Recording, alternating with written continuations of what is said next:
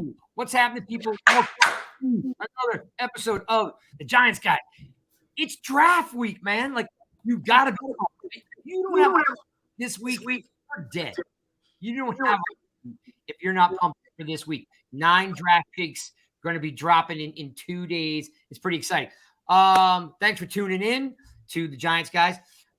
Spartan Mike is flying solo with us. I gave the rest of the team off, okay, because they need their sleep because we're broadcasting live on Thursday and Friday from 7 to 9. But as promised, who brings you the best entertainment on the planet? I do, all right? And this is how I'm going to do this. Ready? In the lab with us, of course, is the co-host of Tiki and Tierney. This man has traveled from Brooklyn to Detroit to San Francisco and back. In my opinion, he's one of the most influential voices in sports right now because he's a real dude, okay? He's an East Coast guy. He's a Marist guy. Right. You got to love that. Brandon, welcome to the Giants, guys. Thanks for hanging out with us. Yeah, it's good to be with you guys. How's everybody feeling tonight? We good? We ready to roll? Yeah. I got to be honest, we're a little nervous because we got the draft coming up, and the draft hasn't treated the Giants fans so well in the last several years. I understand, but Gettleman's not making the picks, so you got a shot this year. That's true. Have a shot. All right, so I'm going to start off with this because it's kind of been rubbing me, BT, all week long, actually for 2 weeks. 2021 couldn't have ended any faster. It was horrendous, right? Yeah. And since January, and I'm going to read them off, we've had some pretty cool, interesting storylines. Search for a new GM, search for a new coach, lawsuit from former Miami head coach Brian Flores, free agency, Jabril Peppers leaves to go to the Patriots, a ton of Saquon, Daniel Jones stuff. But the storyline that fascinates me the most, what I find the most polarizing, is Khadari's Tony. All right, so what I need to get your take on is, and I've heard you talk about this a little bit with Tiki on your show. And by the way, I've read a little bit about it. I love that you're back on FAN. We'll get to the fact that it's been a shill, for the. I know you're a Jets fan, but it's been a shill for the Jets and the Mets for so long. I'm glad there's some Giants talk again. But the Tiki, the Tony thing, I'm trying to wrap my arms around it. What do you feel about a guy not showing up to OTAs? They're voluntary, right? Yep. But for me, all I wanted him to do was shake the coach's hand. Yep. It's a bad look. And it's probably a foreshadow of his Giants' future, which is why the Giants smartly and proactively are trying to ship him out, or at least gauge the market. The thing about constructing, we use the word culture so much. You got the culture. Does winning bring culture? Does culture bring winning? They intertwine. So there's really no definitive answer. But I'll tell you this, guys. You can't win and you can't have a culture if you have guys who aren't all in. And if you're not all in, then in my opinion, you're all out. It's one thing if you're a team that is used to winning and polices itself and has a veteran-laden locker room that knows how to win, and you have a couple of guys, talented guys, who maybe go a little bit off script. You can kind of work around that if you've got the right locker room and the right leadership. But when you're trying, to implement this Giants decade, I mean, the Jets as well, but the Giants, the last 10 years has been, I was born in the 70s. So I really wasn't watching the Giants in the 70s. Historically, I know what they were, and it was awful.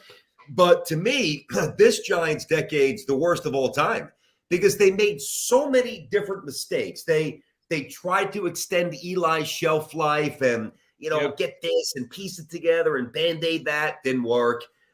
They humiliated Eli the way they benched him for Geno. They hired multiple coaches who were not even remotely equipped for this market or this job. They traded Odell. I was okay with that. I was okay with that. Still a lot of drama, though, right? Oh, no doubt. And to me, that's one of the issues that and Coughlin's a Hall of Famer. Great respect for Tom Coughlin. But that's when you knew it was time for Tom to go. That's where I thought Tom lost his fastball. When he allowed Beckham to act like a clown, I'm like, oof, this certainly not Tiki's Giants and not the 2 championship Giants. This is no longer Coughlin's Giants. And since then, it's been a slow erosion. It's been an awful decade. So you start by finding guys who want to be there. That's the starting point. And if Tony's not in, then he's got to go out. I tweeted this a little bit earlier in the week that, like, this is the New York Giants. We've had potential superstars before. This isn't our first rodeo. So if this guy doesn't want to comply, why should we suffer through the monotony of I'm here, I'm not here, leave me alone. Oh, pay attention to me. I don't want to talk to you. I don't give a crap. Like there's no room for it anymore. Like if they want to be treated like professionals, they want to be paid like professionals, then you act like a professional. And in me, I understand it's voluntary. I got it. Yep. But 2 things stick out for me. And Spartan Mike, I'll let you jump in. Sure. One is yes, it's voluntary. You could show up, shake the man's hand, get a playbook that's already on record that you didn't have a grasp of it last year. So get the playbook early and then go on your way. No one said you had to work out, watch film. No one said you had to even put a pair of shorts on. Yeah. All we're saying is shake the man's hand, say, looking forward to playing for you, coach, get a playbook and go. The second part of that is go ahead. I'm sorry. The second part is Kenny Golladay is a really nice player. I don't know if he's a great player anymore. Doesn't matter. He's the most well-paid guy on the team, and he's there saying, I would think everybody should be here. So with those 2 pots brewing, I would think, the fan base is right in thinking it doesn't look good. And if we think it doesn't look good, Brandon, I would think the coaches don't think it looked good either. Guys, listen, nothing leaks by accident. And the fact that, here we are at the start of OTAs, there's this report 2 days ago, I guess it was 2 days ago when it first broke, that the Giants are interested in trading Kadarius Toney. That tells you all you need to know. And even if they don't trade him, the scouting report from the new gentleman in charge, Shane, Dayball, et cetera, it's already been established. And now, obviously, the onus is on Kadarius Toney to really change that. I know he showed up after the fact, but you should not need incentive when you had an injury-plagued rookie year, when the offense, if you spotted him 8 yards, you couldn't get a first down. It was really the most – it was heinous to watch this Giants offense. So – to me, you have to look at him and you've got to say, all right, well, going into year 2, we know he's got great talent, but it's beyond that. We're not sure if – it's about now, but it's also about 4 years down the road. The best organizations are able to quickly identify, number one, do we want to keep you around? And number 2, how much money do we want to give you? And when you're a first-round pick, even though it was, 20, whatever, 21, whatever it was, and it's not top 10 money, that's big, big money down the road. So to me, I mean, unless he was vital and the Giants were knocking on the door of a championship, which we all know that they're not, to me, I'd hit the reset button, I'd see what you could get for him, and I would move on. I love it. And it's really the complete antithesis of what the Giants did for years, holding on to guys who very half-heartedly wanted to be here and who didn't really buy in. And I want to add one thing, though. When you – and by the way, I'm a little sick, so if I was coaching today, so I apologize. What are you coaching, hoops?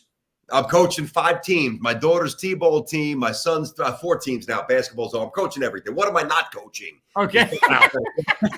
Appreciate your time tonight, man. Damn. Because it's lacrosse season, man. Come on. No, I'm not coaching that. I'm coaching baseball. I'm not coaching lacrosse. Same season. I'm not messing with lacrosse. I'm a baseball guy.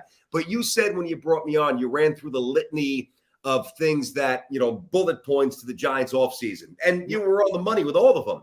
But to me, the number one, even way in front of Kadarius Toney, it trumps any player personnel move, is that, and I wasn't sure they were going to do this, Mara finally went outside the organization and brought in new blood. Right. Somebody that comes from a winning program, winning culture now. The Bills weren't good by accident. The Bills are just good, and they're built to be good for a while. I didn't know that he would make that move. You heard rumblings. Wow, they stay internal, and this guy's going to – no, that's what got them kind of in this hole to begin with. To me, that was the big story. They needed to go outside the building, and I'm happy that they did.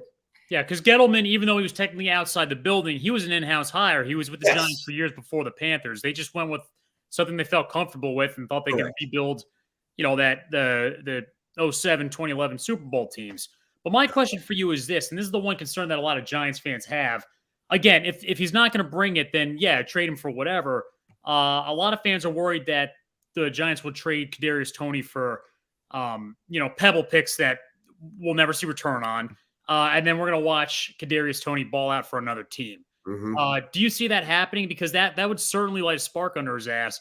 And then, the Giants fans will have to suffer watching him play for the Chiefs, the Rams, or something like that. Well, that's a legitimate concern. I think that's a very plausible scenario because we know that Toney's he's oozing talent. Nobody's just but he's not really seemingly. I want to be fair to the young man. I don't want to completely stamp him as unprofessional, but he doesn't seem to be dripping with passion for the game. He's juggling a lot of different things. And I understand the modern athlete. I get it. If I was 22, 23, branding, all the things you're doing, I get it. I was really young once, and I'm sure I would have been having fun as well. I'm fine with that. But when the bell rings and your franchise has been a doormat for a decade and you're still not there, now that's the line of delineation. So you're absolutely right. You trade him, you very well might trade him 40, 45, 50 cents on the dollar. But residually, what you could benefit from that down the road in terms of an acceleration of culture and a better wide receiver room, if you might not feel it in 2022, but you might reap the rewards downstream. And that's where the Giants are, much like where the Jets were a couple of years ago. And I look at this draft, right? I just look at like an overall macro shot of the Giants' philosophy. And, I'd be stunned if they don't walk away with, I don't know the order yet, but an O-lineman and a trench guy. I think that's what they'll do, and I'm sure we'll get back to that. Yeah. But they've got to build the team the right way. And I've seen the Knicks do this. I've seen all the bad teams do this too often in our city. They get a bell and a whistle. And they think because it's a position of sexiness, wide receiver in the NBA, shooting guard wide receiver in the NFL, shooting guard in the NBA. It kind of placates the fan base off because we shiny nickel syndrome. Yeah, absolutely. Think about this. Nobody gets excited when you draft a 6'6", 320-pound offensive lineman, but guess what? That's the guy that wins your championship. We get excited. Fantasy football, the tight end, the wide receiver. That's what we react to, but it's superficial. They need to get back to building the guts of the team, and it looks like Toney doesn't fit the blueprint. Yeah, if you can't build with the offensive line and the defensive line, at the end of the day, you can't compete. Like you can have a guy have 1,000 yards receiving and 18 touchdowns, but you're still only going to win 6 games. I always said, what's the point of having a star wide receiver if your quarterback can't even get off the snap because he's getting blown up on every single play, right? At that point, having an $85 million receiver is not even worth it. Well, think about Kenny Galladay with his days in Detroit. He put up some nice numbers with Stafford, but everything else was deficient around Stafford. Yeah. So we all know Stafford can sling it. We all knew Galladay was very good with Detroit, but where'd Detroit go? Nowhere. Yep. Yeah, by the way, and Galladay looked like halfway decent in Detroit and did nothing this year. That just goes to show you how bad the Giants actually are. That was brutal. No touchdowns. No. Yeah. No. Yeah. I mean, half the year he's playing with Fromm and Glennon. That's a story for another day. In fact, it's not even a story. We're trying to forget that it happened, to be honest with you. I got to be honest with you. And I've looked at my friend base, all my boys. It's probably split down the middle, 50-50 Jets, Giants. Okay. I got to tell you, to a man. Now, the Jets were different because you're watching Zach Wilson and a totally different first-year coach, and they were getting better as the year went on. My Giants fans, my buddies who were Giants fans, for the first time in my life, they're like, I didn't even watch the game. Okay. Like, wow. And I get it. All right, I'm going to drop something. You didn't even show up to the last game, did you? What's that now? Craig, I thought you didn't show up to the last game. You read my mind. I was going to tell him that story. My bad. So it's all good. So I've had season tickets in my family since 67, right? Wow, cool. And the story goes like this. Back in the 50s, in the 60s, the players had jobs, right? After the season, right? Yeah. So my dad grew up in Patterson. I was born in Patterson. There was a bar in Patterson that all these blue-collar guys, cops, firemen, chimney sweeps, electricians, they all used to hang out at this bar. Well, the beer rep for Ballantine Beer was Alex Webster. Okay? So, because you and I, BT, you and I are close in age, so I know you know Alex Webster. Yep. So Webster would come in and he would constantly ask the bar owner, John, to carry Ballantine Beer. So finally he says, look, I can't just put Ballantine Beer on tap here. We got to come up with a better idea. He goes, how about I get you 40 season tickets to the Giants? So he says, you have to pay for them, but I'll get 40 seats all together, 2 full rows. Okay. Well, 60 years, we think 63. So 63 years later, the same 40 people are going to the game. Wow. So we take a private bus into the game. And what happened was at the bar, right, you had everybody they said, okay, throw some money in. So all these guys threw in a pot of money. They got the tickets. There was money left over. They made ham and cheese sandwiches and Ballantine Beer. There was money left over. They rented a school bus. Uh-huh. And that's Yankee Stadium, Shea Stadium, Yale Bowl, all the way to Giant Stadium. So come full circle 2021. I've only missed 6 games since 1984. Wow. Right? I played college football. We always played on Saturday. Yep. Sunday was me and my dad. It kept me and my dad tight all those years we stayed going to the games, right? It's the best. It's the best. Yep. My dad stopped going because he got mad about the seat licenses. I had 4 seats. I stayed on the 22-yard line, 22 rows up. Uh-huh. I gave away 2 seats because the seat license was going to cost me $47,000 and my wife would have thrown me out if I paid it, right? That's ridiculous. Yeah. So what Mike is alluding to was I don't miss. I drive in the snow. I drive late. I go Monday nights, Thursday nights. I go to the game. Yeah. Okay. I go with a buddy of mine now. I bring my dad once in a while when he'll go. Moral of the story is this is 6 games since 1984. This year, the Washington game, last game of the season, those 6 games that I missed were weddings, funerals, and tournaments for my kids because we play a ton of sports like your kids do. That's right. I literally said I'm not going. I didn't have a sports game. It wasn't rain. It didn't matter. I was that defeated. I had not seen football that bad. And then that turned into the game where Judge, Neal's quarterback sneak at the end zone. Like I have never seen people like you. You picked a good day to skip, Craig. You picked a great freaking day to skip. Let's be real here. I couldn't do it. I couldn't do it. Like we got a lot of guys on here. I tell them I appreciate watching every snap that they ever did. I'm very respectful. We don't do gotcha here at the Giants, guys. We have fun. You know what I mean? I'm never going to be like, why'd you drop this pass? This, that. Yeah. We don't really do that. But missing that one game, it was the worst football I've seen. And I go, I don't have the passion to go at all.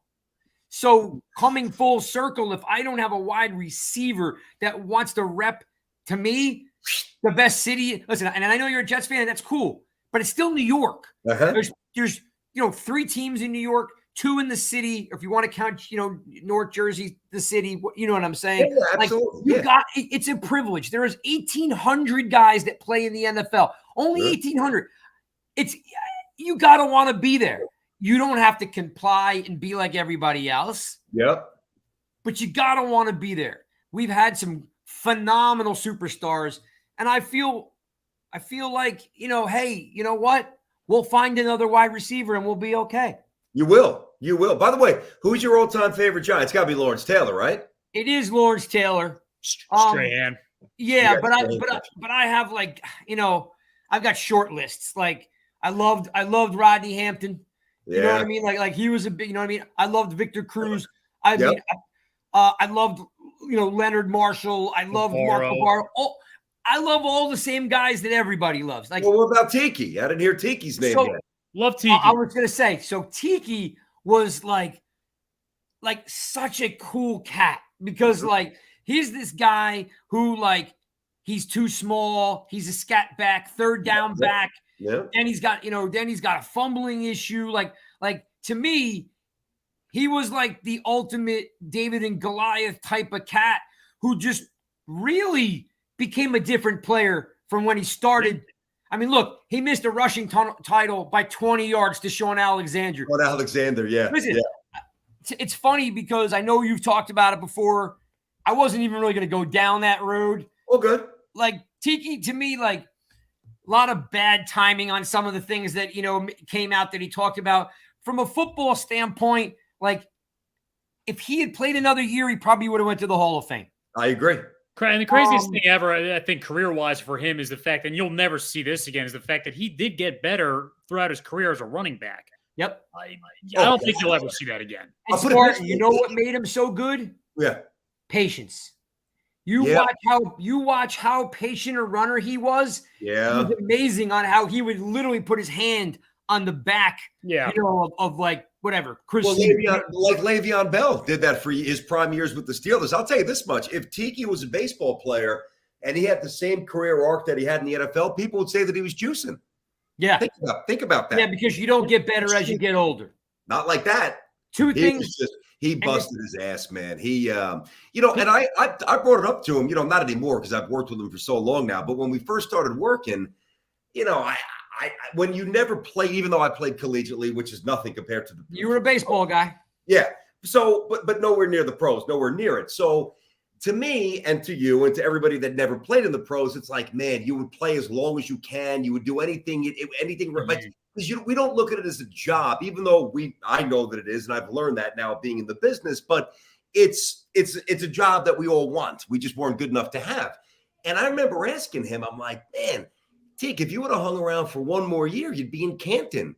Yeah. And he acknowledges that, right? But and this isn't like this is not me just saying this to make him sound or look good. It doesn't bother him. Like he truly is. He is a well-read, very diverse, a lot of eclectic interests, and his football career, and he loved it, and he cherished it. But when he was done with football, he was done. He was done. Yeah. He was done. He was done. I'll say this. This is going to be a little bit corny, but it's my show, so I think I'm allowed to do that. Tiki Barber broke my heart. Okay, because he was he was so fun to watch. Sure. He was like, you know what it was like when David Wells pitched for the Yankees. Mm-hmm. He had all those craziness, wearing Babe Ruth's hat and doing all this stuff and drinking, getting the gout, right? But when he was on the mound, I mean, whether it was that crazy curveball that just would drop 3 feet off the table, like he was like, you knew he was going to win, that year he was going to win 18, 19 games. Like you knew it. And when Tiki had the ball, or if Lawrence Taylor was in the game, you knew that he was going to make a play. Yep. Mm-hmm. At the end, when it all went away, like I was like heartbroken that it blew up the way it did. Not just the retiring, all the other drama that went along with it was like, you know what it was like? It was like, oh, not my guy. Oh, no, no. Yeah. Like, listen, people make mistakes. I used to say all the time, and I hope she's not going to watching the show. My sister would make a mistake and then fix her mistake by making another mistake, right? And that kind of is what happened to Tiki. So it was like a broken heart thing because he literally would be, if the end of the career just ended, would have been fine. It was all the other off-field stuff. Oh, I know. Think about what Giants fans would have thought. They would have had LT and Banks and Marshall in that group, right? Yep. And then on your offensive side, you got Hampton and Barbaro, right? But when you think about that era, it's Tiki's team. No question. He was the star of the team when I got into the Giants. I'll say that. He was unstoppable for those 5 years. And I said this on the show the other day, and I took a lot of heat for it, but I stand by it. Of course, people don't listen to everything you say, so they take a piece of it and then they run, which is fine. You better be used to that by now. Read your quotations. We know how it goes, Brandon. No, it's fine, but it's a misrepresentation of the point, so I try to clarify when I can. It came up somewhat organically, somewhat recently, and I said on the air, within the last 3 weeks, I said that on Tiki's best day, he was better than Curtis Martin on Curtis Martin's best day. And of course, all the Jet fans, my brethren, they're like, oh, Curtis is a Hall of Famer. I'm like, that when I clearly said best day. And the difference, and I stand by that, because Tiki can slice you up for 7, 8 catches, 60, 80 yards in the air, obviously do his thing, toting the rock, where Curtis was more methodical, 6 yards, 8 yards, 2 yards, 9 yards, 2 yards. And you look up and Curtis has a $130, but it's not, there's no gash plays. He was consistent. As consistent as he gets.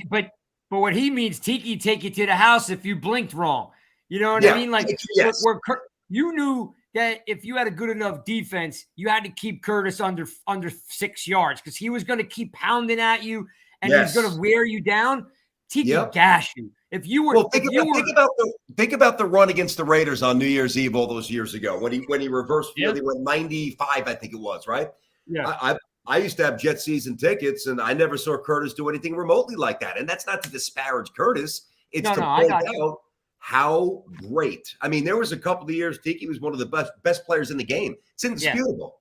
Yep. Mm-hmm. That's why I said, like, the way it ended, if he had just retired, I would have it would have been him and Strahan. It would have been it. I get it. And all that off-field stuff just was like, I get it.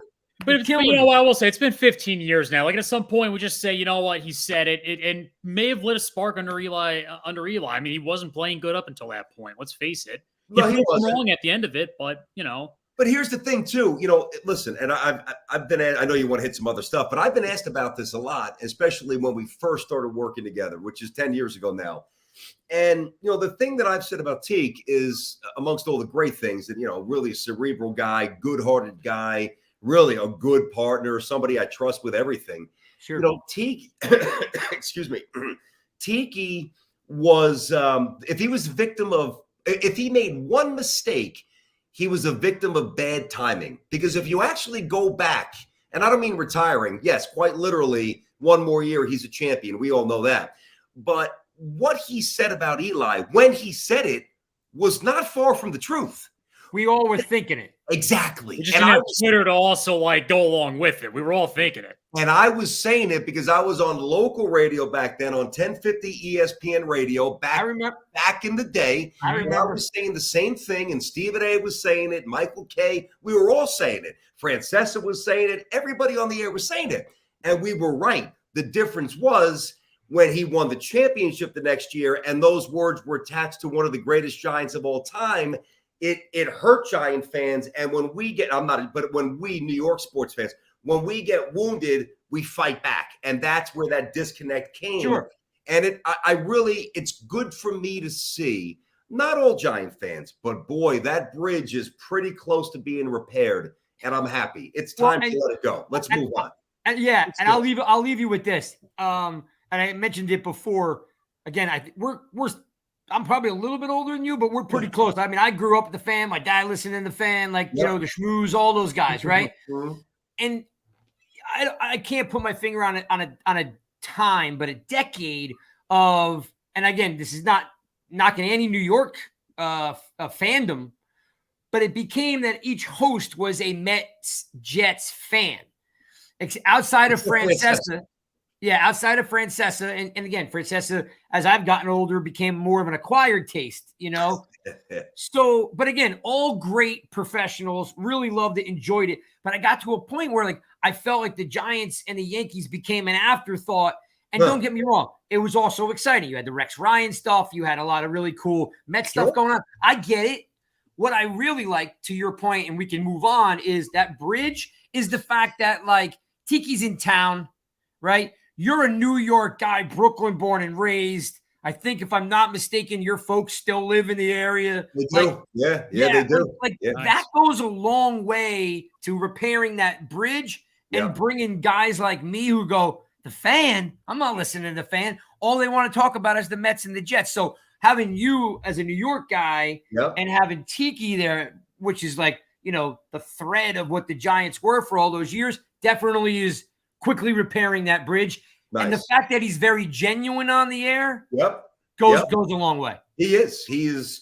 there's no false pretense about him. You know, it's funny. I remember when we first started working together, he said on the air one day, I didn't know him incredibly well. This was 10 years ago. I mean, even though I knew him a little bit, but he said, I don't know how it came out. I was like, you're such a nerd. Like we were talking about, I don't know, something stupid that I probably brought up, drinking or something like from when we were young. He's like, BT, he's like, I didn't do that. And he's like, I'm telling you, I'm a nerd. I'm like, nah, how could a star football player be a nerd? Well, I got news for you. He's a nerd. No, he really is. And he owns his brother both seem very cerebral cats. No doubt. Yeah. All right. I'm going to ask you this. Spartan, I'm going to ask him about Evan, about what happened today. I don't know if you saw this. I'm sure you guys are on top of this. Report comes out today that Evan Neal, somewhere in the process, fails a physical. Okay. Now, I looked for medical reports, any evidence that it was real. Even Duke Manyweather came out. He's that, prolific offensive line coach and scout and trainer. Yeah. He got bent out of shape. It came out and said it's false. In your experience, can I ask this before you even go into that? What does a fail mean? A physical fail mean? I mean, did he step on a scale and it said his BMI was too high? Because listen, I think we all could have guessed something like that, right? Each team has different benchmarks for their physical, right? Yeah. So if one team has a 9%, body mass index and one team has a 10, you're going to fail the 10 because they don't all have a universal physical standard. So if he gets on the scale and he's 325 with a 13 body mass index, and their benchmark is 12, he failed. You're not talking about a loose ACL or something. You're just talking about benchmarks that one specific team didn't like. Well, let me throw this in. I'm largely with you, and independent of Neal, I would also add, I'm certainly not saying that this applies to him at all, but in addition to BMI, I don't think it's just about weight and the mass index. I also think it could be they find an issue with the heart. That with like, again, there's other things. Again, I don't think it's a shoulder. I don't think it's an ACL and Achilles. I agree with that. But when you start to go deeper into the body, I don't know. It just seems. Here's the other thing. It could be a smokescreen. That's what I was going to ask you. In your experience, like as fans, we all think, smokescreen. Like, you got the guy smoking the bong with the mask on, right? Yeah. Why am I drawing a blank on his name? From Miami, and then he played at Ole Miss. I'm forgetting his name. Yeah, I know. Is this stuff really like in your experience? Yes. Is this? There you go. Laramie Tunsil. Yeah. Yes. Job.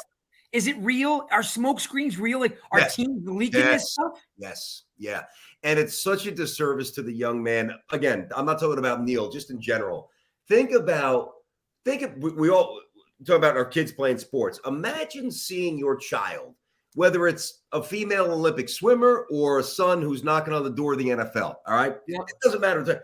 But there's somebody out there for their benefit that plants something about I mean, how ruthless do you have to be to do that? I mean, to me, that's reprehensible. I don't know if that's the case with Neal, but it's absolutely a real thing. Oh, so-and-so has character issues. So-and-so's uncoachable. Just so he drops in the draft so you can get him. Yeah, get him. And then if he does drop, he loses money too. And that's the real criminal act right there. That's what I'm saying. So-and-so doesn't love football. He's not all in. This stuff drops all the time. All the time. Because sometimes I think it's all, made up in the fandom world. I'm always like, you talk to these guys all the time. It's not. It's real. Yeah, because it's not every instance, but a lot of it is absolutely created from within personnel people to try to get something that they want. No doubt about it. Absolutely. Because I went and looked. Neal hasn't missed a game in 3 years. The only game he missed was a positive COVID test. And I don't know. I think the whole world had a positive COVID test at one point. Right. I hear you. I wish I had more for you specific to him. Okay. In totality, it does happen a lot. They're going to be faced with an interesting decision. I mean, first of all, there's two different schools of thought at the top of the draft. It's either going to be a run on defensive players or a run on offensive players. And I believe it's going to be the former. I think defensive players are going off the board first, and I've always thought that. Actually, I have a side bet with Tiki, a bottle of Japanese whiskey, 2 months ago. Like this. Yeah, I was listening to one of the podcasts, right? Because so I'm down here. I'm like in between Philadelphia and the beach. Yep. So I'm down. So I can't quite get a fan in. So I'll just stream it off the website. And I kind of remember Tiki's talking about something, and I hear you in the background go, "I think I'm going to win this bet." That's right. And you mentioned some type of liquor, and I was like, "What's that about?" I was more interested in hearing that story. That's what it was. Now, he thought, and I understand why logically he would think this, he thought, and I believe it was before they signed Schreff, that the Jaguars logically would go offensive line to protect the quarterback they just drafted, Trevor Lawrence. Yeah. But and listen, I mean, ultimately he could be proven right. I don't think it's going down that way. I really think it's going to be defense. I agree. And that opens the door for the Giants. It also opens the door, and I'm curious how you guys view this. I know they need offensive line. They basically need everything except the wide receiver early. If I'm the Giants, I also like Sauce Gardner. I'm looking at the cornerback, and I'm saying, I don't know. If I don't take him at 5, he's not going to be there maybe for my next pick. What is crazy stat? I think he's only given up like one 13-plus yard catch the whole year. I mean, the dude is great, and it's great value at a great position that's of super need for any team. You get a great cornerback, you're in great shape. And especially the way the league's going. I mean, you think about all these receivers, the $25, $30 million a year. Everybody needs receivers, but you also need corners to cover them. I just think that the Giants are in a great spot. The Giants can do a multitude of things. I do think they address the guts. I think that on draft night, and they could trade down on that second pick. That wouldn't stun me. But I do think they walk away interior lineman and the best defensive player, either Sauce or somebody on the line up front. But to me, the only thing that could prevent this from being almost a dream scenario, and I thought there was a chance this might happen. I don't think this is going to happen now. I thought there'd be more smoke for Malik Willis to go early. And I thought the Jets and the Giants at 4 and 5 were sitting in the neighborhood where another team might be really enticed to move up to get to that spot to take Willis. Yeah. Doesn't look like that's going to happen. You only got 3 takers right now. You've got the Seahawks, the Saints, and the Panthers. And the Panthers, I think, aren't going to have to move if they really want them. Right. Because if for any reason Willis did go, they would take Pickett, I guess. But, I think to your point is it doesn't look like anybody's going to have to move. That's the point. Now, the way that could change, and this could actually help the Jets. I know it's about the Giants, but that's fine. No, we're talking football. I actually wanted to ask you about that pick, but go ahead. Yeah, definitely circle back to that. So the Jets' offensive line is solid, and the numbers back this up. I love the offseason. Now they're going to eventually have to get a center for the long term, but they're pretty stacked. Right? Yeah. They really are, right? So if there is a run on defensive players, which I anticipate there being, the Jets at number 4, if the top offensive lineman is there, and it might happen, somebody might be motivated to jump up to number 4. Hey, listen, the Jets put it out there. I don't know. I mean, we're not sold on Becton. Is he all in? Maybe we're going to take a lineman. Boom. Maybe coerce somebody to jump into 4 because they think the Jets might take that old lineman, and then the Jets can recover even more assets and still have 2 minimally, maybe 3 first-round picks. Totally. But that part of the draft, 4 and 5 to me, it's a great spot to be in for both teams. As a Jet fan, I'm going to throw you a little bit of a wild card here. Go ahead.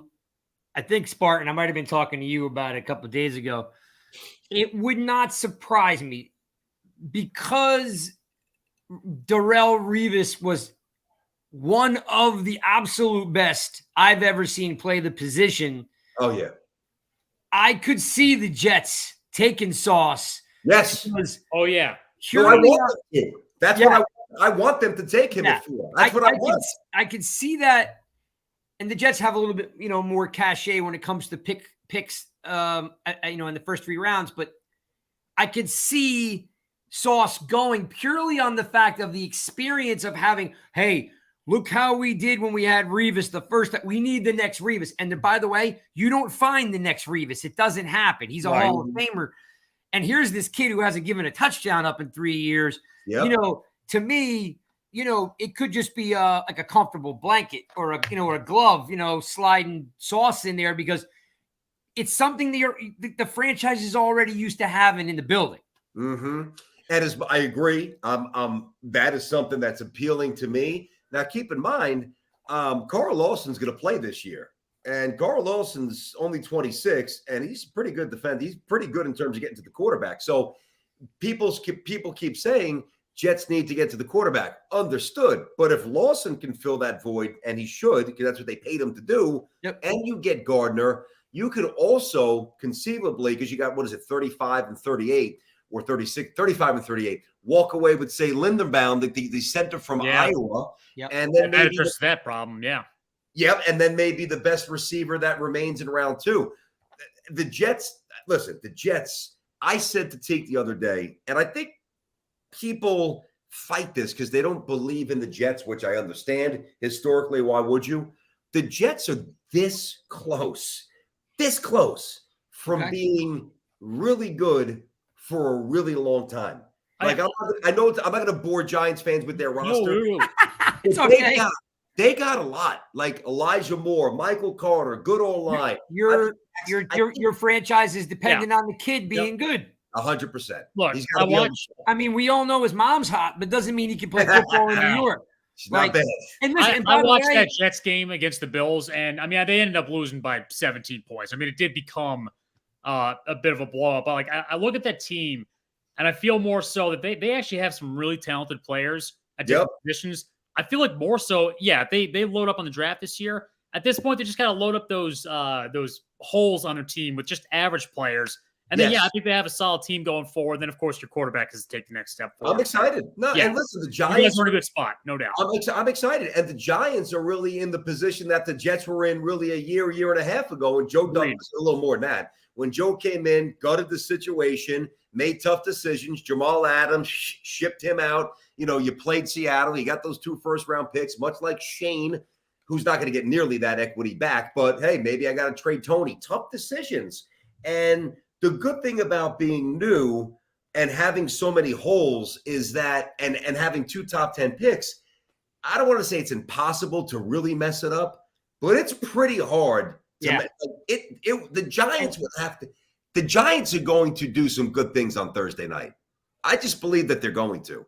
I trust them. I trust them to do good things. I hear you. We've been trying to, you know, because of how many coaches we've had, we've been like, okay, this year, and they've consistently mangled it. This is the first time, coming to your original point that you made like 15 minutes ago, was because we went outside the organization. And I wrote a piece today for the website NY Giants Rush. I wrote a piece today about, I actually think the secret weapon is Kafka. Right, because you have these two. Because to me, when you really start getting into to Kafka's background, right, you look at a guy that's played quarterback. He's from Northeastern. He's a smart, cerebral cat, right? But he's been there with Mahomes from the beginning. So he has been like, I'm not saying he made him a superstar, but they've been working side by side on mechanics, maybe some foundations of what plays work and what plays don't. He's in Bieniemy's ear on Pat likes this. Pat doesn't like that. Now he's in an offensive coordinator position, and I don't know if he'll call plays. Dable has not made the announcement who's going to call plays. But Kafka, if anyone, can really say, hey, look, these guys did it with Josh Allen and I did it with Mahomes. We can fix you. And if they bring in, and before you popped on, me and Mike were laughing because we're from this thing like, oh man, stop making this painful and just draft some linemen and so like we can move forward. Like we are under the. If you told me right now it was Cross and Linderbaum, or if you told me it was Icky and Green or Zion, sign me up. Like I'm good to go because the problem's over. We've been dealing with this problem for a decade. A horrible offensive line, and although we've been leaving some talent on the table in the draft, Giants fans are sick of seeing the offensive line just suck, and every year we need a multitude of them. Yep. And as a rational fan, all I want at the end of the day, BT, all I want to do as a rational fan is say, whether he stays or he doesn't, Daniel Jones, and I'm going to ask you a Daniel Jones question in a minute. Daniel Jones throws for 3,800 yards and 25 touchdowns, and Saquon had 1,200 yards. That can't happen when your line can't compete. So if you want all the haters out there, well, if you want to see whether they keep him or not is not my point. My point is, are they any good?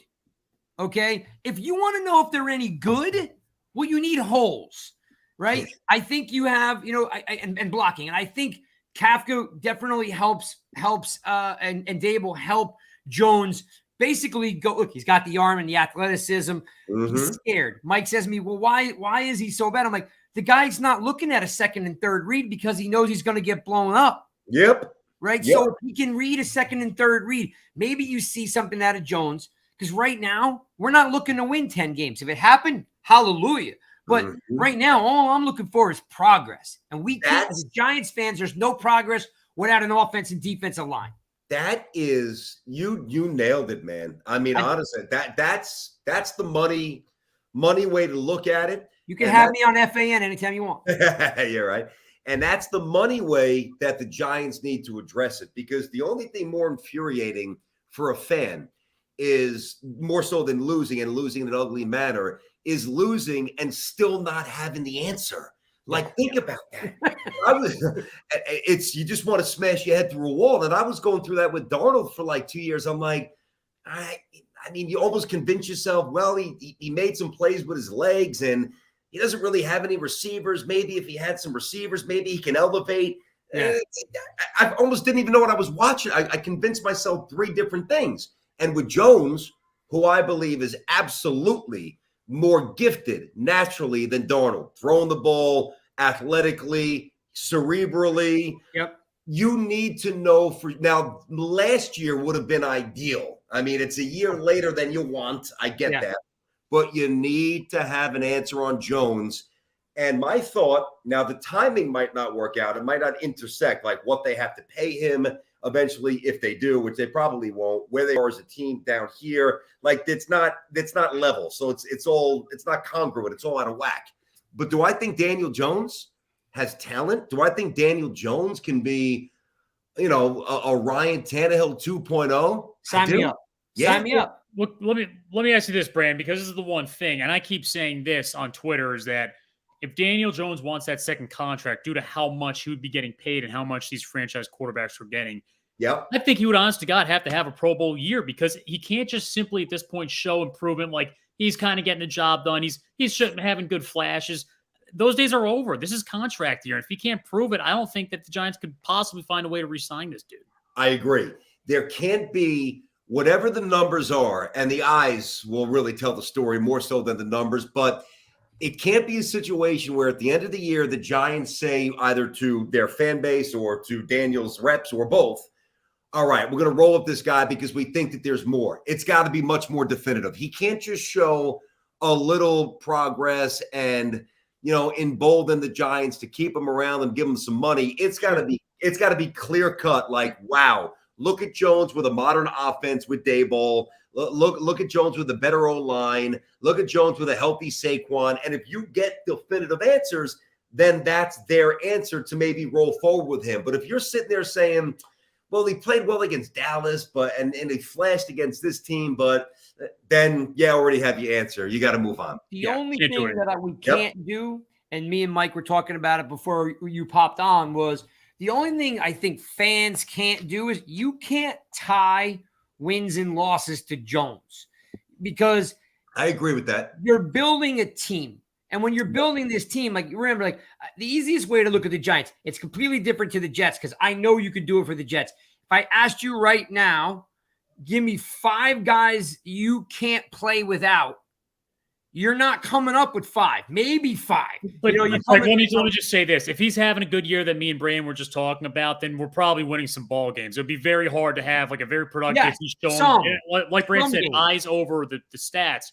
And if he's proving that, then we're probably winning ball games. Like 6, I mean, we win 6 games. He probably didn't have that good of a year. All right. Well, then let me ask this question. Then this is one I actually wrote down. Next week, we're 1 week away from the Giants having to decide on the 5th-year option. That 5th-year option is worth $22 million. Yep. If they turn that down, right, he plays out, balls out, right? Yep. And like I said, so Spartan, yes, having some success will convert to wins. So let's say they go from 4 wins to 7 wins, right? Yep. We're a 7-win team. He throws for 3,800 yards and 25, 27 touchdowns, and he's only got 9 picks. That's a Pro Bowl type of a year, right?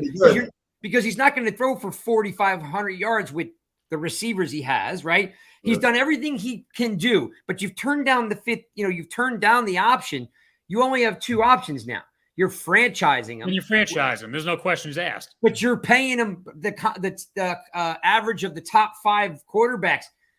Brandon, franchise money. He's a franchise quarterback. You make the payment. You're making a $35 million payment, though. Like I said, man, he'd have to prove a lot in order to earn it, but there's no way you can justify trying to pay him for that 5th-year option right now. Okay. Right now, there's no way. And at least back in the old days, you can rescind it. Whereas with Carolina, they slapped it on Sammy Darnold. They're on the hook for 25 yards, man. They're like, why do we do this? They're going to be shooting themselves in the foot, man. Well, that's the other thing because, Ouch. The subset to Daniel Jones, let's say the Giants, and they would never project this publicly, obviously, but let's say amongst themselves, Shane, Daboll, they're having a couple of scotches. They watch the film a million times. They're like, all right, we're going to give him a shot, but they don't think that Daniel Jones is the guy. If that's the case, one thing the Giants could do on draft night is trade one of those picks, all right? And trade one of those 2 top 10 picks, secure an extra first-round pick for next year so that they can then jump into the top 4, top 5, top 6, rather the kid from Ohio State, C.J. Stroud, the kid from Bama. There's a couple of ways to play this, but I don't really know what their gut is saying about Daniel Jones. I just don't know. In fact, it's a really good point because the Giants actually can't afford another first-round draft pick this year. So, just from a cap standpoint, if they moved 7 and picked up, let's say the Saints wanted to come down and get Willis, and they picked up 16 and 19, they can't afford 5, 16, and 19. Correct. So they can't afford a new washing machine at this point, man. The Giants are broke on the track. We're buying a pre-owned washing machine. Thanks a lot, Gettleman. I mean, he drove it into the ground. There's no way. I defended him for a while, man, but last year was an abomination. All right, Spartan, you got something else in your bag of tricks there? Because I got 1 or 2 more, and I'm going to let them go. Bang out one. I got to think about how I want to finish. Okay, all right. So this one is kind of coming full circle back to, what we talked about before. You and Tiki have been partners for 10 years. Mm-hmm. How does Tierney meet Tiki? Is it like hey, I want this Brooklyn guy to hang out with this ex-Giant? Are you at a golf outing? Are you at a bar? When does the actual magic happen? A good question. That's a good question. I don't think I've ever really been asked it quite like that. It's a good question. So we had and still have the same agent. Okay. All right. So we're represented by the same agency. So when I was on 1050, Tiki was doing a weekly spot from Jay-Z's 40/40 Club called the Tiki Lounge, right? Cool. On my old station. Yeah, that works. The wordplay works out well. And so, obviously Tiki goes to NBC, blah, blah. We know what happens from there. So we were always in the same family. All right. Okay. So that's the starting point. And then after I left 1050, I went to, that would have been 2011. So I go out to San Francisco to do afternoon drive for an FM station out there. And I loved it. And we were enjoying it. And we started looking at real estate, my wife and I. It was right before we got pregnant. So we were just the 2 of us. We just got married. And then I'll never forget, I'm in the Oakland Coliseum parking lot. And my phone rings and it's my agent. And he tells me, hey, they are getting ready to launch a new national network, CBS Sports Radio. And they want you to be a foundational piece, either afternoon. Great call to take, my friend. That's a good call to take. I was, and they were playing the Yankees. It was the A's and the Yankees, and we were doing our show because I was already in a good mood because I knew the Yankees were coming and we're going to mop the floor with them. So I'm talking to my agent, and it was Chris Olivero, who is, the big guy over at CBS and has been a fan of mine for a while and believed in my talents. And Mark Chernoff as well, who just recently retired, industry legend. Eric Spitz, who I love, is with Sirius now. These guys, looked at me as a piece that they absolutely wanted to be in the middle of the lineup to launch this new network. So I come in, they fly me in, quietly, because I'm under contract and I'm doing my show out west. And I remember my parents picked me up at Newark. I was in New York, New Jersey for 7 hours. I go and I do a 2-hour mock show with Tiki. They throw us in the studio, and I kind of knew him. So it was like, oh, what's up, man? It was familiar, but I didn't know him well, but I knew him, and so obviously knew of him. And we started vibing for about an hour. And then, I got to go get back to the airport, catch a flight.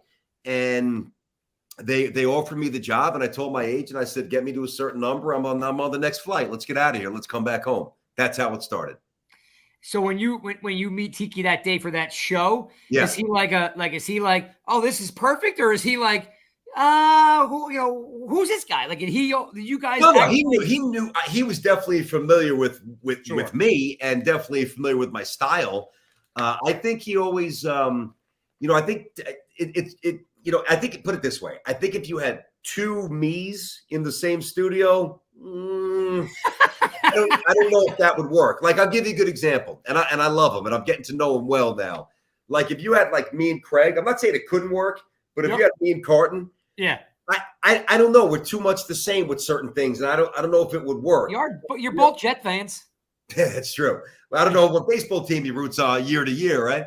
He does flip-flop a lot. He does. That's all for fun. But he's a Yankee fan now, I guess. And if you have two Tikis whose, delivery is lower and down here, I don't think that works either.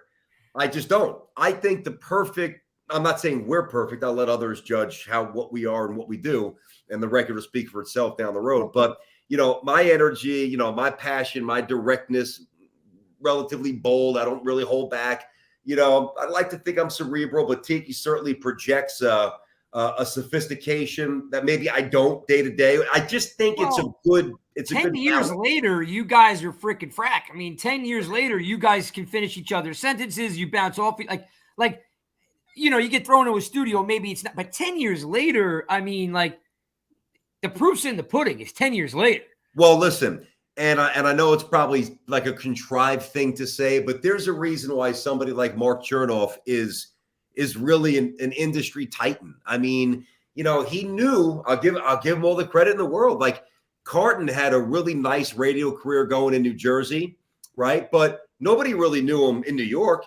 No. He thought that Boomer and Carton could work, and you know what? That show was awesome. Yep. I loved it. I loved it. When I was in middle school, me and my dad used to listen to that every day, every Friday when he would drive me to school. That was it. And we were just phenomenal.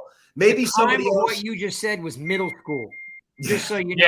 Yeah. Not trying to age you there, Craig, but that is the truth. Hey, lucky you're young. But maybe some other program director would have said, well, I need a bigger name than Craig at that point. This isn't the Craig we've known for the last 12, 15 years. Craig back then, different profile. But obviously, Chernoff, his instincts, and Olivero clearly, the main decision maker. Like, they know. I mean, just like a good manager, like Popovich coaching, or Phil Jackson coaching, or constructing a team. Yeah, there's a bit of an art to it, and those guys are really good at what they do. So I don't think it's an accident that Tiki and I have worked out well. And hopefully there's more things to climb and keep rolling and do what we do. I think you living in Jersey. Is he Jersey, New York guy? He's here, right? He lives like 10 miles from me. He's in Jersey. Yeah. Okay. All right, go ahead, Spartan. Last one, and then I'm going to give him speed round and send him on his way because you don't want to hang out with us all night. By the way, thanks for hanging out with us. By the way, I appreciate it. Like, just so you know, I worked for CBS Sports for 12 years. Okay. So I knew Spike Eskin before he was Spike. Gotcha. Yeah. So I was down. It's like I said, I'm right outside of Philly. So I was working with Mike Quick and Merrill Reese for the Eagles broadcast, and I did all the Wing Bowl stuff, all the Angelo Cataldi stuff. Eskin, like I did that for 12 years. Wow, nice. Okay, gotcha. Yeah, so that's like I was part of the CBS family for quite some time. I got it. I could tell. All right, good. Go ahead, Spartan, hit it. Well, that's what I want to ask, Brad. I mean, you're a lifelong Jets fan, and I've always given credit to the Jets fans for how much passion they have, and unfortunately, the Jets haven't returned the favor. I mean, I gripe about the Giants. I know you guys don't have the Super Bowls in your lifetime, but let me ask you this: I think the Jets are going the right direction. Yeah. How many years away are they from being a really competitive football team? I think the Jets are gonna win games this year. I do. Yeah. I think the Jets. I know it's early, and but it's also a last place schedule. If the Jets went 9-8 this year, I wouldn't be stunned. I really wouldn't. I wouldn't. Sure. And I really think that their trajectory is one of being consistently, minimally wild card relevant. They're not winning the division yet. Let's tap the brakes a little bit. They could win 9 games. There's no doubt. I got to see the futures. I'm gonna bet the over, whatever they're over. I'm betting it. Probably it'll be 7.5, maybe 8. I'll bet the over on that. Probably win.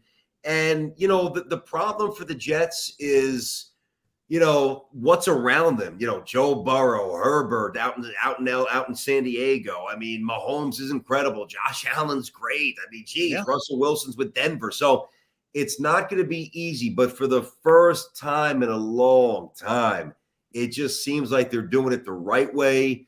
Yeah. No Band-Aids, no shortcuts. They're not worried about, the glamour position. Let's just placate the fans. They're building it the right way. I believe in what they're doing. I'm sorry. No. I'm sorry. I didn't mean to walk on you. You're good. I just something about the coach I really like. Me too. He looks like me. How could you not like him? He looks like me. That was it. I didn't want to come right out and say it, but he looks like me. He does look like you. No doubt about it. How about this? Hold on a second. Wait. So look, if I'm now, I usually shave, right? I got a little bit. You could pull that off. You're telling me I don't look like Robert Saleh? Come on now. You could pull that off. You should have Robert Saleh on the show and Rondé Barber on the show so that it's like twin day. You and Tiki that's a great idea. In fact, that should be done. Well, we've had Rondé on a ton. We have him on a lot. I know we've got Joe Douglas next week. We'll see if we get Rob on, man. That'll be good. If Rondé sat in Tiki's seat, would you be able to tell the difference? Yes, no question. Okay, all right. No doubt about it. Oh, yep. That's a great question, Spartan. He used to punk other guys back in the day by doing that. They would switch one off like in suit and ties. So. They sound different. Their eyebrows are different. Their personalities easy, like this really? Right away. Yep. Oh, I'm glad you said that. All right. Well, thanks everybody for listening to another episode of the Giants Guys. Tomorrow I got Otis Anderson stopping in. We usually interview, a player or two a month. We usually have some fun with some guys. We always get some pretty cool stories. I always, there's a list of these guys that just tell us some fun stuff. And we were always talking about how when you talk to them like human beings, you get some really cool stuff out of them. On and on from Chris Snee having an intern holding a bucket on the sidelines because every time they do the coin toss, he comes over to the sideline. They put a towel over his head every game and he throws up in the bucket. That's crazy. Right? That's crazy. We had Carl Banks told me how he got how he got to number 58. He said when he got drafted, because he wore 54 in college. Mm-hmm. When he got to the Giants, and he's at the equipment room and there's Andy Hedden, and I quote, "Hey homeboy, you want this number? $30,000." And Carl really? And Carl looks over at the equipment manager, goes, "Reach in the bag and give me a jersey." Pulls out 58. Story's done. Wow. Chase Blackburn says, he was when we interviewed him, he was still a special teams coach at Carolina. Said, "Hey, if Judge is going to be a head coach, I have aspirations to be a head coach too." So we were like, "Whoa, exclusive, super cool." Yeah. We get some really, really cool stuff out of these guys. So I appreciate you hanging out with us and sharing some time. Yeah. Pleasure, buddies. I'm going to give you the speed round. Yeah, let's go. This is my favorite part. Let's go. Right. You're sick and you got a call out from work. Who replaces you, Sims or Namath? I got to go with Joe. I mean, Joe. Well, but I love Fields. I got to go Joe. I'm going Joe. Come on. All right. I got to go. What's better for New York, a Giants Super Bowl or a Knicks championship? Knicks, because the Knicks are the unifying team. There's probably if you were to say what, there's 55% Giants fans, 45% Jets, somewhere in that vicinity. Sure. But it's 90% or 95% Knicks versus the Nets. The Knicks are the unifying team. Such a stronghold on New York too. It's not like the Giants where it's like, mostly North Jersey, upstate, New York, stuff like that. That is New York City right now. Knicks 100%. That might be like the best answer I've ever heard. Hey, I'm not blowing smoke up your ass. I'm like, I've never even thought of it like that. Yeah. That, like, realistically, like I said, I'm down here close to Philly, right? And like I said, like, I got no beef with the Sixers, right? Yeah. Like when it comes to the Eagles, I'd rather lose an arm in a shark attack than root for the Eagles. Yeah. But when I think about the Knicks, like, people root for the Knicks. They don't root for the Nets. It's such – I love it. That was a great answer. All right. Most dynamic player you ever saw in person? And you talk about in any sport? Any sport. I got to say Tiger Woods. I know that's probably unconventional, but I stood next to Tiger Woods a couple of different times at some golf events. And number one, the aura that, like, not literally emits from his body, but there's certain people. I remember the first time I was around Jordan when I was young in the business. There's just a different energy. And man, when I think it was he hit a 4-iron. I was at the Buick Invitational up in Michigan when I was working in Detroit in about 2001. And man, to just see that was when his body was still healthy. The torque, the explosion, that 4-iron rifled 265 yards. It was insanity, dude. Tiger Woods. Yeah. Awesome. Let me ask you this then. All right. Next question. You get a vote for the Hall of Fame. What overlooked player are you gonna put your vote in for? Any sport? Any sport. Football's the easiest, though. Football's probably the easiest. Well, football's it's still a little nebulous. I would probably go toward baseball, and I would say that I would have to. I'm also very biased with this. I'd have to correct the whole Don Mattingly injustice. I'd get my boy Donnie Baseball in the Hall of Fame.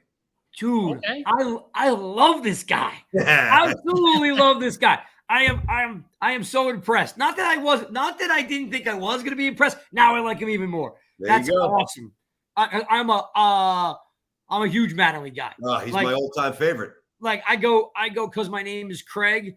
When I was a kid, people used to call me Greg. So I automatically was Greg Nettles, right? Oh, I love Nettles too. Yeah. So it's always been Nettles, Bucky, Mattingly, Jeter. Like those were always and then of course, let me see. Hold on, I'll show you this. Hold on, it's funny, right? So, he's gonna make me. He's probably got some. Yeah, he's got some cool. Okay, he's got cool stuff. I don't know. Okay, so this is in my old. That's Mattingly, right? Yeah. And nice. This is me from I think my senior year, right? Oh, somebody made this for me, and if you look at the. Did you play first base? Let me get it there. The eye black, like everything, like I wanted to be Mattingly. Put it there. Did you play first base? I did, yeah. At Marist, okay. I played some outfield too, but I was better first baseman. I was gonna say, like your email that you gave me had a 2-6 in it, and I bet you that's the number he wore in college. College number, that's right. All right, NY or Giants on the helmet? Choice. The NY or the word Giants? I mean, I'm from helmet versus now, I guess, right? I'm from the. I just think growing up, I think it should be Giants. Yeah. Really? Okay. I do. First underline. Yep. All right. They make a movie about your life. Mm-hmm. Who plays you? Who plays me? People have said I don't think I look Robert like Saleh. Yeah, well, besides Rob. Now, yeah. Who plays me? Well, I don't know. You don't think I look like Jeter at all, do you? People have said that over the years. Jeter. Yes, I can see a little pinch. Yeah, I'll say maybe a little bit. I've gotten Pitbull. I've gotten that. All right. I've gotten The Rock. I don't mean from a jacked point of view, just probably the ball. Well, how about this? What about Vin Diesel? I was going there. I've gotten Vin Diesel. All right. I was about to say, I thought we were interviewing him for a second. I was like, all right. I thought, here's the deal. We'll make you a deal. It's not as sexy as that bottle that you're going to get from Tiki, but sleep on it. Next time we have you on, which I hope you'll come back. Mm-hmm. Next time we have you on, the first thing we find out is you do a little research on who's going to play you in the movie. Okay, I got to think about that. I got to find somebody young. Yeah, exactly. Make me look young. Exactly. All right. I love it. Because like I said, it might be a couple months, the season started, whatever. All I want to know is I'm going to be like, BT, who is it? All right. I have an answer for you. All right. Best and worst interview of your career.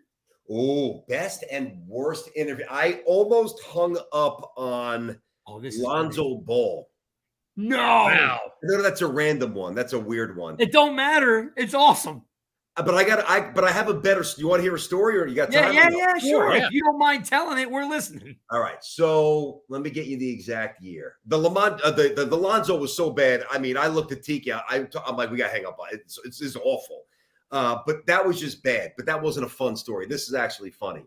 And I wound up getting along with him pretty well. So this was about 2005. And I had just started in New York in 2004. Okay. And I'm doing weekend shows. I'm doing updates on Afternoon Drive for an old show called Wally and the Key. Two really good guys. It was a while ago. And every Monday, 10:50, and they still are, ESPN, the home of the Jets, right? So every Monday we have Herman Edwards on back then to talk to him about what went down with the game. So I think it was the 2005 season. It wasn't past. It was 2004 or 2005, whatever. Pick one. And Curtis was not playing well. And imagine me 16 years ago. You think I'm unfiltered now. I was a lunatic, man. And I'm just spouting off like this and that and just crushing everybody, right? Lamont Jordan's got to play more. Not disrespecting Curtis, but everything else, like this team sucks, blah, blah, blah. So I'm getting ready to interview Herm. And I learned a lesson that day. And young broadcasters should listen up to this. You bet, number one, ask the question. Don't give us 3 minutes and then ask the question. Ask the question and always be ready to have another question ready, because I did not this particular moment. So I get Herm on after my rant. And all right, we're joined now by the head coach of the New York Jets, Herm Edwards, Jets 2-5, whatever the hell they were. Coach, and I launch into this diatribe and I think I went through probably trying to prove to everybody that I knew, I'm young, I'm proving myself, and I'm your talking team too much. So I go on this 2-3 minute soliloquy about why the Jets are awful. And to the coach, he's on the phone with me. Oh, no. Oh, yeah. So I've got a microphone in here. So hey, for the record, I wish I did this with Gettleman. I would have paid to go back in time and just get him on the phone for a few minutes. Well, So I'm saying this into the microphone, right? And then I lean back. I'm kind of proud of myself. Like, man, that was good. That was strong. And I lean back. And I don't really think I actually asked the question in hindsight. I just rifled all 3 minutes of why I wasn't happy with the Jets. So Herm Edwards goes like this. I'll never forget this. He goes, as I lean back, he goes, yeah. He was so pissed. All he said was the word yeah, right? Oh, my goodness. Now I'm a little out of sorts. I'm a little frazzled, to be fair. I stumbled probably all over my words like a knucklehead. And then I try to reestablish my position again. And I'm long, not as long, but I'm still long. And I kind of lean back a little bit. And he goes, yeah. So I've had him on the air for 5 minutes, right? And he said 2 words. Now I'm mad. I'm embarrassed. I'm mad. I go like this. I hand to Bible. If somebody can find this, is exactly what I said. I said, what's the matter, coach? You don't feel like talking today? I was just pissed. I didn't know what else to say. Oh, my God. He goes like this. He goes like this. He goes, no. He goes, I know who you are. I hear you all the time with those guys up. You know everything about my team. Up, you get your. And he goes on to say, they're still training at Hofstra at this point. He goes, here's what we'll do. He didn't think I would say yes to this. He goes, here's what we'll do. Now he's pissed. He goes, excuse me, why don't you come out to the facility next week? You could sit in the meetings with us, and we'll let you draw up a couple plays. I go, I'd love to. I would use Lamont Jordan more. Right? Jesus. You got balls, man. You got balls. Dude, this interview went like this. Yeah, boom. It devolved into I don't even know what to call it. Long story short, it ends. It was awful. I think management was pissed at me. Not that I really cared, but whatever. But the story's great. Yeah, but they were pissed because, relationship with the Jets. I'm like, whatever, leave me alone. I'm saying what I got to say. I'm right because they stink and he's not using them right. So maybe it wasn't a good interview, but leave me alone. So the next summer, now I'm working with Stephen A. Okay. And Stephen A. and I are at Hofstra doing our show. Oh, no. Yeah. Oh, this is true. and the Jets, and we're getting ready to have Herm on the show. And their PR guy comes up and says, and I had just ruptured my Achilles playing basketball, so I'm on crutches. And he comes up to me. He didn't really know Stephen yet because Stephen was new at the station. He goes, listen, he goes, Herm's not coming on until you and him flush this thing out from last year. I'm like, absolutely. Absolutely. So I hobble over to him on my crutches, and I'll never forget this. And I found he wound up becoming one of my favorite people in sports. He goes, let me ask you a question. But actually, the first thing he said was, he said, you played something. He goes, what sport did you play? I said, I played baseball. He goes, pro? I said, no. I said, I just played in college. He said, all right, but he said, you're an athlete. I said, yeah, I'm not a pro, but I played. Yeah. He goes, then you would understand this more than any of these other schmucks on the radio, at least most of them. He said, do you think that we really want to lose? And he went into a really interesting, pull back the curtain, kind of putting his emotions out there like, man, we're trying our best, dude. And you're not even giving us a fair shot. And I took it and I'm like, listen, Herm, I'm a Jets fan. First of all, I've had season tickets. I said, but I got a job to do, man. I'm rooting for you guys every Sunday, but the product it's not it, man. It's just not it. And I can't lie to my audience because I've got credibility at stake. And he's like, you know what? I respect that. He said, but words matter. He's like, it's one thing to tell people that we're losing, that we suck. But he said, the way you, and I never forgot, and there's a little bit more, but whatever. And from that point forward, I had profound respect for Herm. And he's one of the good people, man. So something that started rocky became pretty awesome. That's awesome. That is awesome. Like I mean, I almost want to use that. Like when someone said them, I want to go, yeah. I wish I was there to watch that.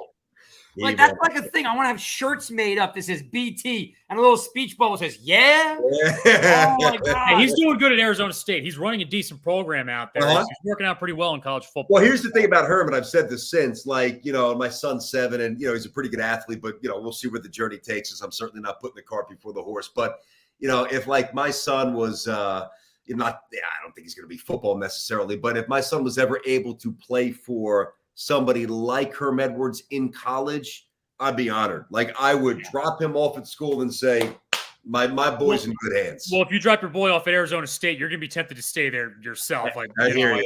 I'm going to be an old man though at that point. What am I going to do? I'm going to be an old man. just watch. How many is your 7-year-old? Is he the oldest? I have 2. He's 7. Yeah, he just turned 7. All right, so then I'm definitely older than you.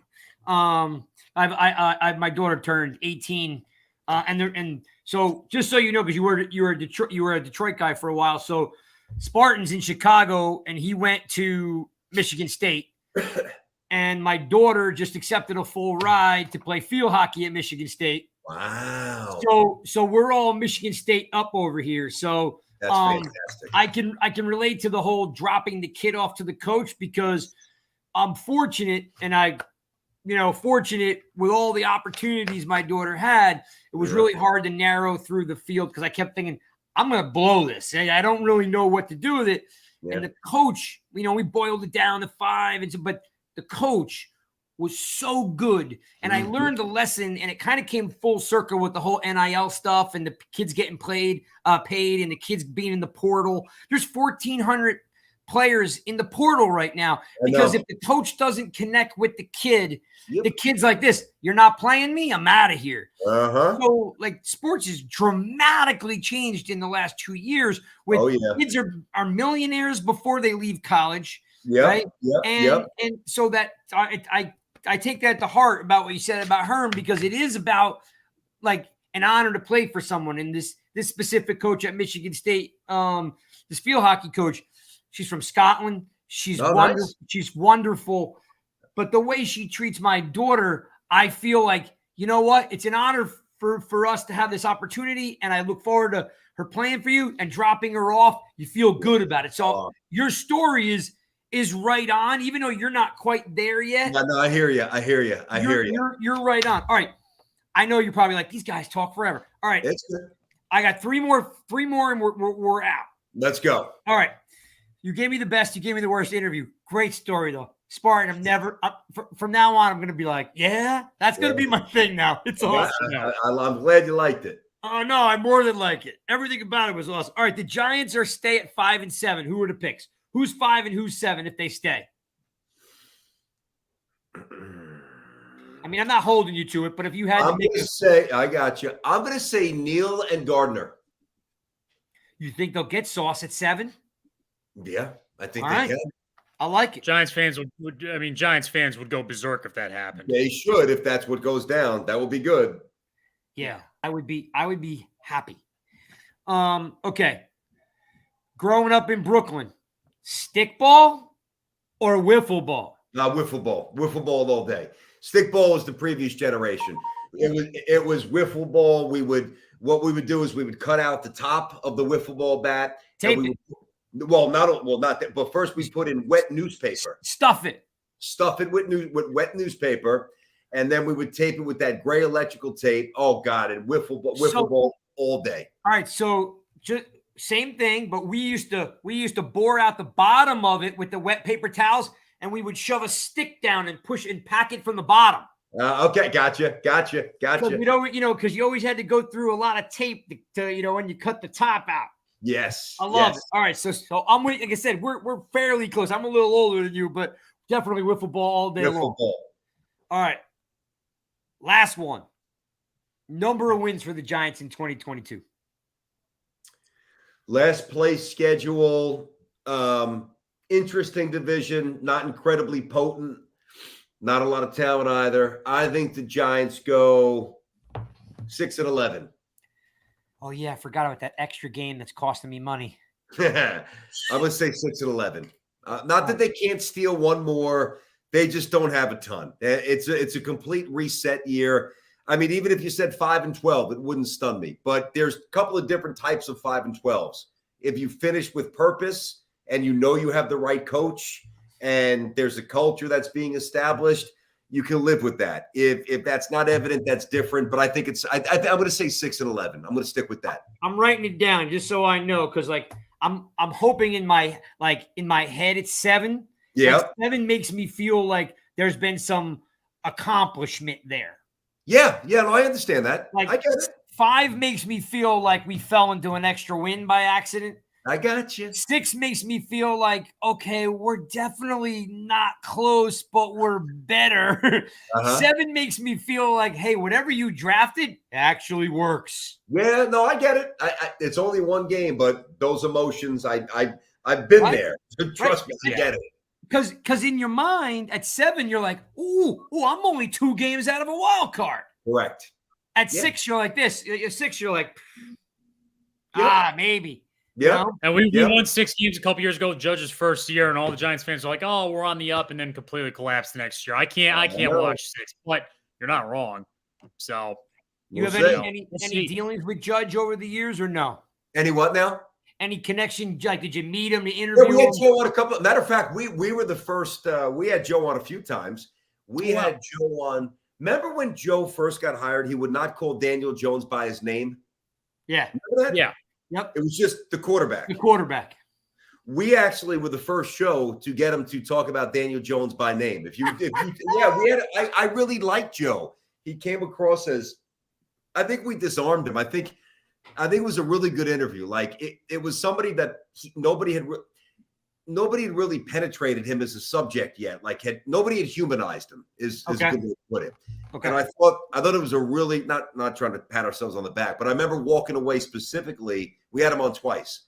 That first interview, like, okay, now I think Giant fans kind of know, or at least then thought, that this is a guy that they can get with and they can roll with. And then I remember shortly after that, remember in camp when he dove on the wet football in the rain? Remember that? Like, I liked Joe Judge early. Indeed. Everyone wrapped their arms around that one day, that one fumble, that one muddy grass, drill. Everybody was like this. That's my coach. That's what I thought. How did it go bad? How did it go so bad in 1 year? Because he kept talking. He didn't know when to shut up. And I don't mean shut up. I don't mean like Joe shut up, but he didn't know when to just end the conversation. It was used car salesman talk after a while. Boom. He talked himself out of the job. He was going to be brought back. But the more he talked, the more, because we started January 3rd, Tiki and I on the fan. And we were under the impression that, all right, begrudgingly, he'll get one more year, right? Well, sure, he's going to roll it back once more. And then he kept going and going and going. And finally, me and Tiki were like, I remember first, I'm like, I don't know, man. This is getting, I don't know if you can bring him back. And then it morphed, at least for us and obviously others. It just, here came the tsunami of criticism. And it's almost like the Giants, from a PR point of view, had to move on. Yeah, he did implode over like a 12-day period of time. Yes, he did. Which just really, like, if there were any people holding on to the fact that, it was Garrett, it was Kitchens, it was that, if you were holding on to it, there was nothing left to hold on to after those 12 days. He just literally like. Yeah, no, it's true. You're right. You're right. All right, well, I'm going to let you go. Thanks for watching another episode of the Giants Guys. You can find us on YouTube, Twitter, nygiantsrush.com. Plenty of content up there. There's like 7 guys that are writing for me. You need to follow them, people. Check them out. Read their stuff. BT, any chance we get you back before the season starts? Yeah, man. Just hit me up with the DM, and I love it. I'll jump back on with you guys. No, I love it. If you guys, first of all, I enjoyed it, so thank you for having me on. I appreciate it. If you guys knew how shitty I feel right now, I feel awful. Oh yeah, well, it's terrible, man. But that makes us so appreciative that you're even here. I know, like I'm such an a-hole. I probably should have rescheduled with you or something. I feel bad. No, listen, I'm a man of commitment. I told you I was going to lock it in, and I'm happy we had a chance. I really enjoyed it. Thanks for having me on, guys. It was cool. Well, like I said, the reason why we've been, I used to do this for the USA Today. I used to write for Bleacher Report before Turner bought. I'm like, I've always gotten to the point where, again, this is only a side gig, right? I don't do this for a living, but we do it, and we do it well, because every time we interview a player, they say the same thing. They're like, you didn't ask me about the tackle I missed, the fumble I dropped, like, listen, I watched the games. I played the game. I don't, like you said, I don't need to beat you up over that. We can ask a couple hard questions, no doubt. Right. But there's a good way to handle it. And if people have a good time, like, I've gotten pretty friendly with a couple guys over it, and they're like, hey man, like, if it's a platform where you can ask hard questions, but you're not going to drive that nail into the board over and over, I'll come back anytime. And we've been lucky that way. There you go. All right. Thanks everybody for tuning in. I see a ton of you guys, Tuto, Chris, I see Sal, I see Mike, I see all you guys, Chris, J Bones. I see all you guys, KJ, Kevin, Michael. There's a good 50, 60 of you guys in here. Thank you for tuning in. The podcast will be live tomorrow. You'll be able to see it because it's all recorded. It's live tonight. OJ Anderson tomorrow. Thanks, guys, for tuning in, and we're out. Peace. Peace out, guys.